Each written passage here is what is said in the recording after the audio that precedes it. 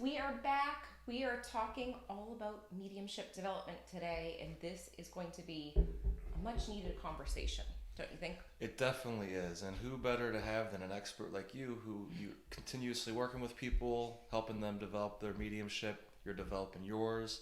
You know all of the ups and downs that come with it from your own experience, and then you also know it from I don't even know how many clients you worked with over the last 8 years, Yeah. dozens, if not hundreds and hundreds and hundreds of clients, to where the patterns keep popping up. Yeah, it's the same Right? patterns. It's the same patterns that keep popping up. And you've seen the mindset behind the mediumship development because you work with psychic mediums and healers, and you see the deep, dark places that we can go as psychic mediums. One of the things that is a big topic that I feel like is so needed to talk about is a lot of psychic mediums that get into this work, they may have experienced trauma, not all of them, or they had a pivotal moment in their life come up, or they naturally feel their soul is rising to the occasion to develop because they want something more. So it's not a surface level mission.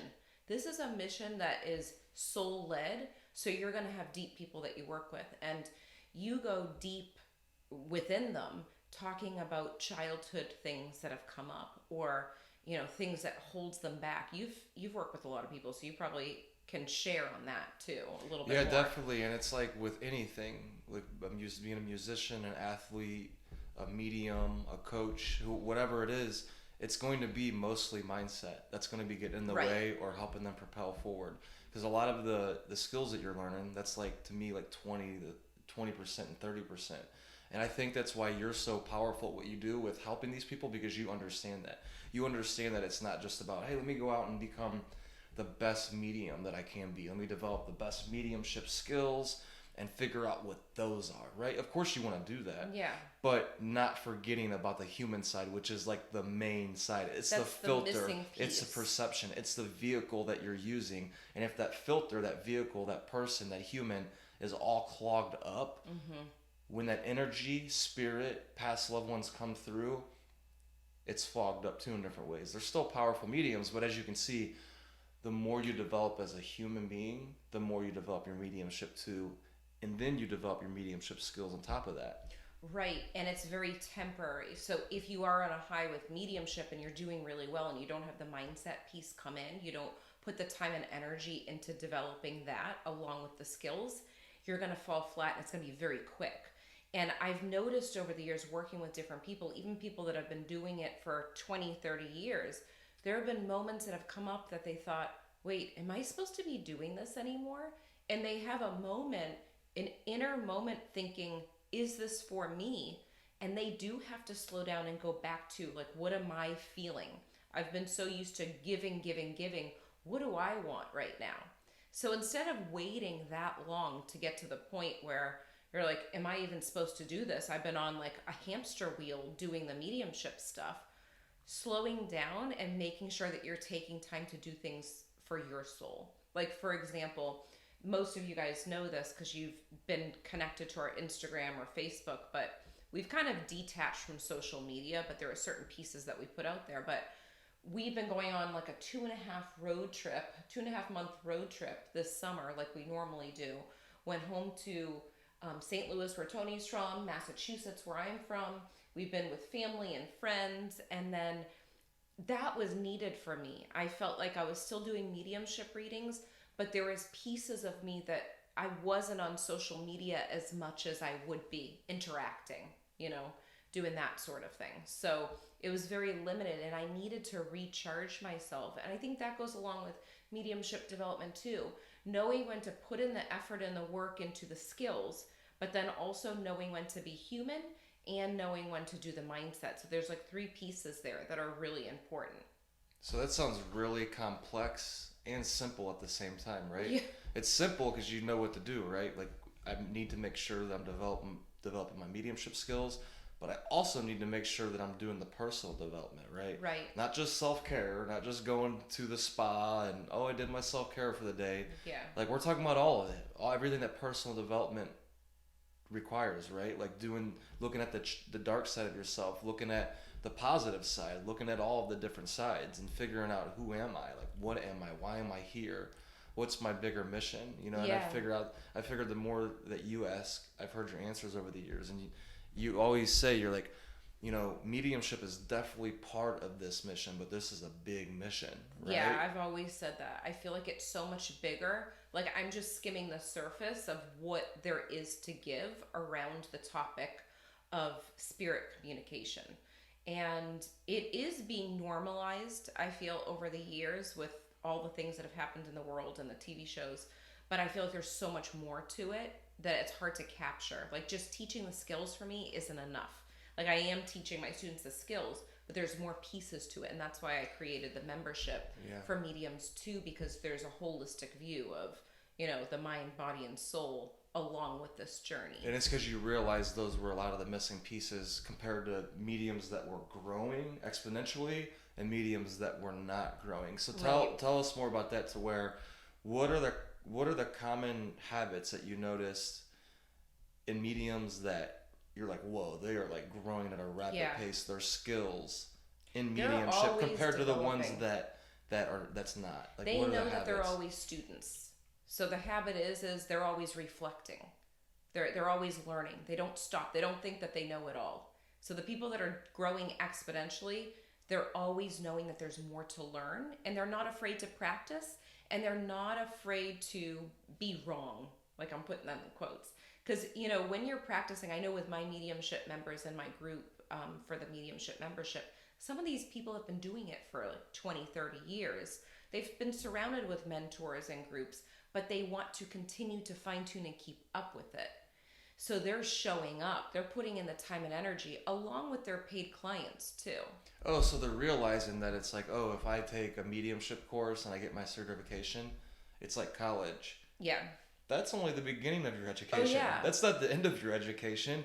So when does education end? Well, if you want to be a powerful medium, meaning like you want to keep increasing your mediumship skills, it never ends. That's what I'm hearing from you. Yeah, definitely. And the other thing is, it's like to kind of backtrack before going into the professional medium. There's a piece where people come to me like right now, like this is a big thing because I am launching my medium, Unlock Your Inner Medium, by the way, guys, the 5-month program. But I'm talking to a lot of people on social media that are either psychics, like Reiki healers, energy healers, or intuitives, maybe even massage therapists and nurses over the years have come to me. And they've said, I've been working with people, I've been working with the public, or I'm grieving and I'm an empathic person, or I see a friend grieving, I start talking to them and spirit pops in.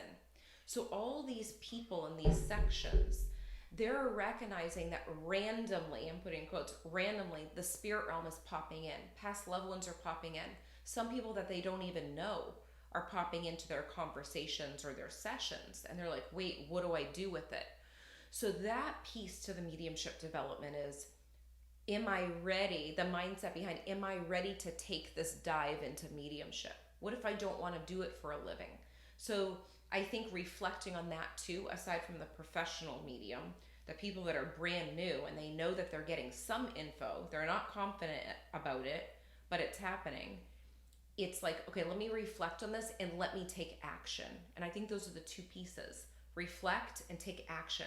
That separates the people that are doing it and those that are just thinking about it and not going anywhere. So then the reflecting is obviously reflecting. You could journal, you could think it, you could go on walks, you could do all of that. You're thinking about what's working and what is not working for you and all those different things, next? Right? What adjustments? Championship teams, they win because they make adjustments. Championship psychic mediums do the same thing. So what adjustments do I make? And then they're always learning, you said, right? They're always learning. What does that look like? If they're always learning, does that mean, I know it probably means they're always practicing, right? They're continuously practicing their mediumship skills, obviously. Yeah. You can't get good at any sport without practicing. No, or seeking out resources. It might be paid resources, it might be free resources. You know, it depends where you're at, you know? So like seeking out different tips on mediumship. Exactly. Like, for example, I had a girl on Instagram, she sent me a message because I want to say, I feel like, oh no, I know what it was. She was following me on Instagram. She was interested in Unlock Your Inner Medium, the self-study version. And she said she got a reading with me. So she booked a reading with me, and then after, she told me she was interested in it. And during her reading, something came up about Reiki, and she does do Reiki. And she said, it's so random. I've had spirit come in my sessions, but I don't really know where to go from there, and I'm afraid if I should tell my client or not.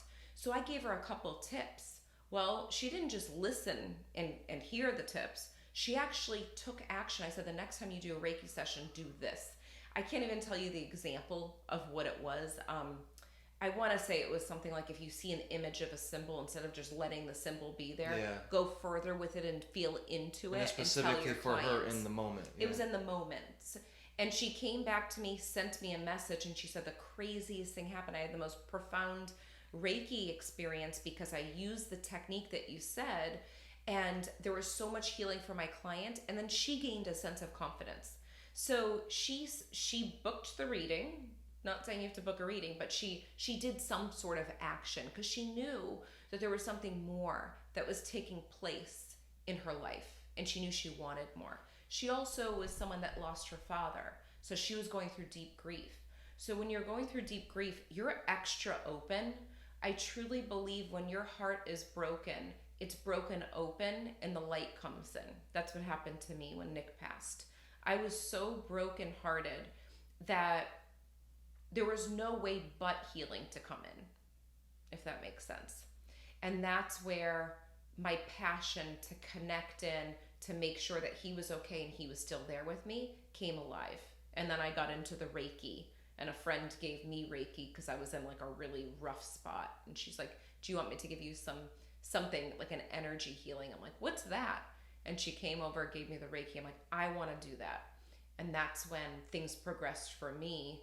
And I know you know the story, but I'm kind of sharing it with everyone else. And I started to attend Reiki circles. And it's funny because I only went to probably one or two of them, like thinking back on it. But the first one, I had to send Reiki with my eyes to the girl across from me. And the Reiki teachers, the Reiki leader of the circle said, just send energy with your eyes. If you pick up something intuitively, let the person across from you know. And some people didn't say anything. And I kept seeing a baby, and I kept on feeling like there was an anniversary or some sort. And there was a lot of sadness around that anniversary. I don't remember the details, but I remember what came through. It was like without a doubt. And I told her, and she started crying, and she said she had a miscarriage, and it was on that date that we were doing the Reiki session. That built up my confidence, and from there, I knew I wasn't just connecting in with Nick that had passed. I knew that there was more coming, and my soul wanted more. I didn't think it was going to end up like that because I was teaching third grade, but I just knew, like, I'm going to trust these little breadcrumbs and follow it. Never thought I was going to do it full time like I am now, or teach mediumship. Right, you just knew in your heart that it felt healing. It felt like that's light. That's a place that I should go. I need to go towards that direction. And I was passionate about learning. And it's like, I think that's where people get stuck. They think, wait, but what's happening? What's happening to me? I feel pulled. I'm getting all these messages and signs, and weird things are happening in my house, or weird things are taking place, but am I supposed to do this for a living? Don't look so far ahead about that. Or they'll go Google the signs. That will mess you up. It's like you have to be in a safe space, right, to grow. Like we're both ex-teachers in the public schools. Yeah. Teachers now too. Always teachers. Always I feel, teachers. And the thing is, we understand the one thing that will help a kid or an adult transform is being in a safe environment. If you really want surrounded with other people that are doing it. And it sounds like that's what you were doing with your Reiki. Yeah. Going into there, because if you went and tried this stuff out in your friends and family, or like, different environments where a lot of them would not be safe because it's not people that are open and it's not people that understand it. You're not with people that have been doing it. Once you get surrounded by a safe environment with people that are open to it and all that, that's when the magic starts taking place. Exactly. And I had a lot of pain. Like. It's true. That's exactly where the magic took place. And I feel like I had a lot of pain when I first started because I was someone that was going through grief. Like, I don't know how much weight I lost during that time. I mean, you've seen pictures of me then. I was in a really dark place where it's hard to describe to people listening and watching this podcast, because if they know me now and they didn't walk in on the chapter of my life then, they'd probably think that I was a different person. Because I was I was glazed over. Like, I'd go and teach my third graders, and I'd walk around the hall, and I didn't know I was in a daze until I told you about the teacher. Remember the teacher that she said she was an older teacher that had been there for a while, and it was, I don't know if it was a couple months in or that later that year, and she looked at me and she's like, "Welcome back." And she just, like, there was a presence about her, and she just looked into my eyes, and I was like, "Wait, I've been here. I only was gone for 10 days after Nick passed." And it was months later, and I knew what she was talking about. I guess I was smiling present. again, or I was like present, but I didn't know that that was happening to me as much as it was. I didn't care about anything around me. I was just like, let me get through this day, and I was so sad. Sickening, sickening all the time. So the reason I'm sharing that story is not to go into the mode of like, oh, poor Lindsay. Like, it's just the reality of what grief can do. Well, it's a lot of people, a good chunk of people listening right now or watching the video. Yeah. They could be going through this specific thing to where they just experienced this, and all of this different energies come into their life. They're confused. So it's like, I think it's important to share that. Yeah. And a lot of the people that are mediums right now listening, they've had a story like that, whether it was 10 years ago, 20 years ago, that opened them up. How do I know? Because I've heard a lot of the different stories. You've heard and they're them powerful, all. And a lot of them have to do with someone passing away significant in their life, or of them having a near-death experience, something like that. Anything like that that opens you up, and then all of a sudden this new energy starts to come in. It's a lot of electricity. Yeah. It's a lot of energy, and it could be overwhelming because it is electricity. Right. It's true. So you need to be able to be in the safe space, get the positive education. Like, I don't want to call it the right education, because what's the right education, right? Yeah, there's no right. I would say, like, go out and seek out mentors like Lindsay. Lindsay's a powerful mentor. You offer a safe space. That's what I hear all the clients say, because I work with a lot of clients you work with too, right? We work with similar. Yeah. They always bring up over and over, safe. I hear the word safe. Lindsay, it feels safe there by Lindsay. Lindsay's class felt safe last night. That's funny, because... And anytime, what were you going to say? No, I was going to say, when I was teaching third grade, like, that was one of the things that they always wrote on the evaluation. Yeah. Miss Marino's class is safe, or risk-free environment. And that's really powerful for me to cultivate, because there's no other way to learn at exponential result, to get the exponential results, if you don't feel safe to, mess up or be. Exactly. You have a way about you to where you provide a space for people to where they do it on their own, and it all, it's all unfolding, but your presence there creates that space for them to do it, for, we'll say, a miracle to happen. So that's what people need to do. They need to seek out mentors like you that they resonate with, that they feel safe with, right? Important.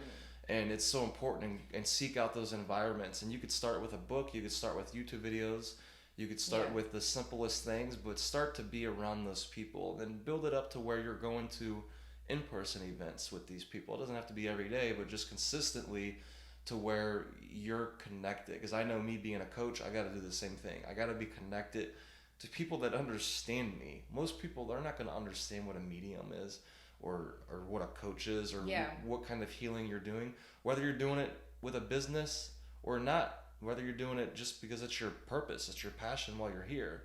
Right. It's so important to, if you want to cultivate that and continuously increase those skills, to be in safe environments. Yes. And what you just said about making sure that I don't know how you worded it, but about making sure that you find like a mentor for you, that is so important, because I know that I'm not for everyone. Like, I know without a doubt, because you wouldn't accept everyone either. If someone came to you and it wasn't your person, you would let them know. I would tell them, because I have a different way of teaching than someone else might. Yeah. Someone else is teaching one way, and I'm teaching another, and someone else is teaching another. And that's the beauty of teaching and learning from different people, to get a taste of different things. But I am not going to want to teach someone that is so focused on like the negativity around spirituality. Yeah. Like, that to me, like, that's not a part of it doesn't go with your environment. It doesn't go with my environment.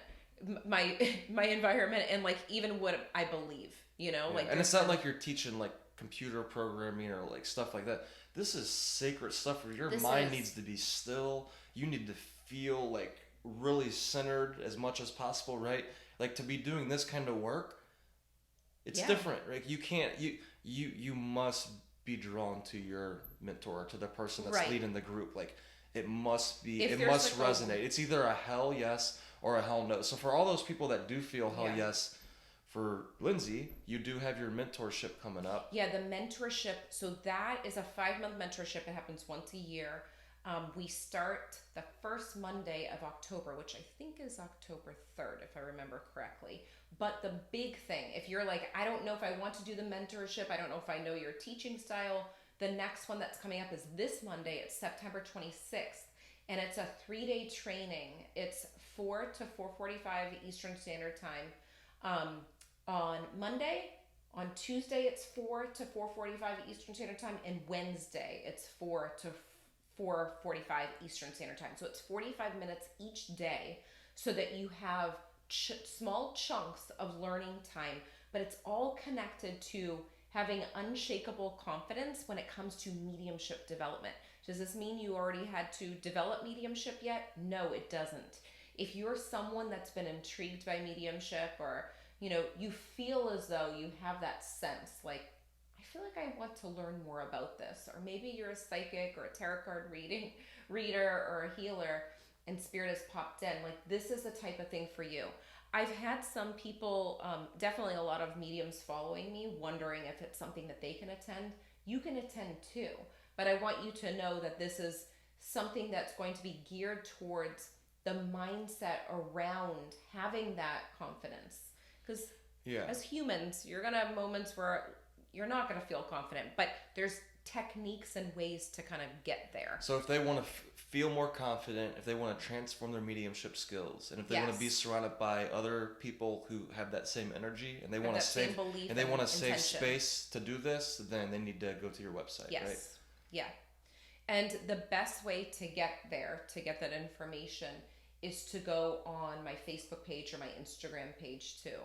So I sent out an email, and if you're stuck and you're trying to look for more information, you're trying to get answers and trying to figure out what is good for you, then just go to Lindsay@lindsaymarino.com. So if you want to keep getting the same results you've been getting the last 6 months, the last 12 months, 2 years, keep doing what you're doing. It's working. If it's working for you, awesome. If you want to up level, transform your mediumship skills, then you know what to do. We hope you enjoyed this episode as much as we did. If you liked it, leave a 5-star review on iTunes, and remember, subscribe to our YouTube channel too. If you can think of anyone else that would love this episode, share it with them right now on social media or email. And remember, getting results is a process of learning, applying, and reflecting. Stay consistent and continue to grow every day.